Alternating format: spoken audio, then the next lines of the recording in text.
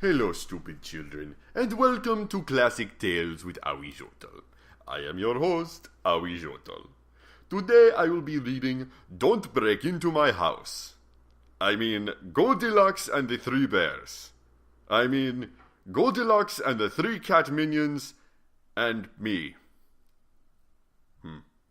Okay, here we go. One day, a little, interfering, busybody, ugly, annoying sky weasel with wings that must be stripped off by my bare hands, you will pay for your crimes, you filth-mongering, arrogant, named Daring Do, was walking through the forest. She met a little filly named Goldilocks, who this story is actually about. Because it's not always about you, Daring. And seriously, how egotistical is it to write stories about yourself and then put yourself in the title? I mean, really. Didn't you put yourself in the title of this book? Shut up. Anyway, Daring Do went on her way, and Goldilocks came upon a house. Unfortunately, some of Daring Do's naughtiness had rubbed off on poor little Goldilocks. As soon as she saw the house, she decided that breaking and entering was the best way to go. Wasn't even a threatening dungeon-style house where everyone tries to break in to prove how cool they are, okay? It was a pleasant little house with a white picket fence. But did that stop Goldilocks? No! First, she knocked on the door. When no one responded, she knocked down the door with a powerful roundhouse kick. Kids these days, so violent. Says the guy who makes death traps. Shut up. Anyway, Goldilocks found herself in the kitchen, where there were 3 meals on the table. Goldilocks said to herself, "This one is too warm." Then she looked at the next one and said, "This one is too cold." Then she looked at the third dish and said, "This one is just right." Who she was talking to, we may never know. We can only assume it was an imaginary Daring Do, whose naughtiness inspired her to further heights of criminal intent. Having selected the proper dish, Goldilocks then decided to eat all of the dishes because she was having trouble keeping to her diet. And I mean, really. The stuff was cat food. It's one thing to eat too much pony food, but when you start eating food that can only be properly digested by another species, you've clearly gone a little too far. Next, Goldilocks decided to take a nap. Apparently, she was so confident in her criminal abilities that she assumed no one would find her. Seriously, who takes a nap at the scene of the crime? So Goldilocks went to the bedroom and found 3 beds. "This one is too big," she said. Which doesn't make sense to me, because how can a bed be too big? Just get in the middle and sleep. Unless you're planning to do something weird with the bed, like throw it out the window or something, because, hey, maybe that's what she likes to do. She already broke my door and stole my food. Who knows what else she was planning? But the bed was too big for her purposes.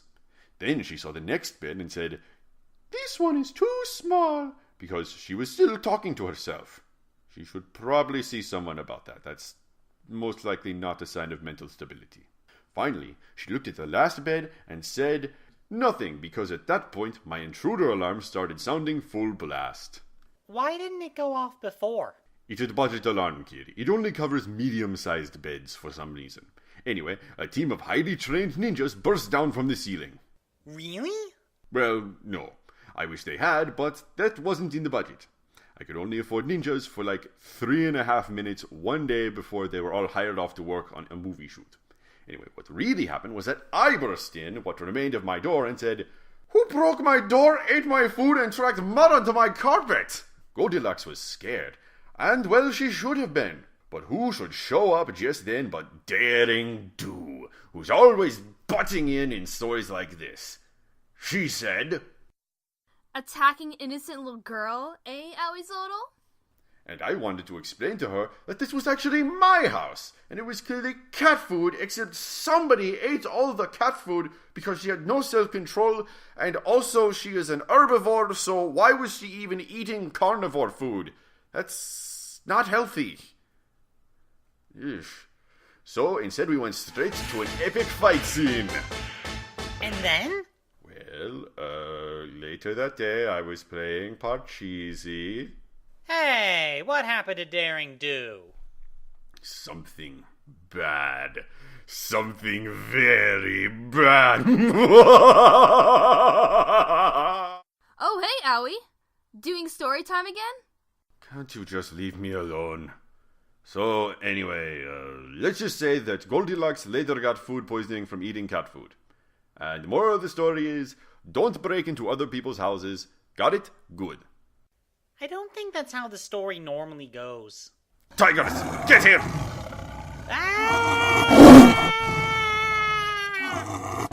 And the true moral of the story is to shut up and let me tell my freaking story, you stupid children. The end. Daring Do Adventures is a subsidiary of Pony in a Box Productions. The script was written by Sonic Sons and Sith King. Daring was voiced by Kate Bug. Ahuizotl was played by Sith King. And the stupid, interfering brat was voiced by Sonic Sons. We thank you for watching our fine programming. Stay tuned for more wonderful programming of me sicking tigers on people.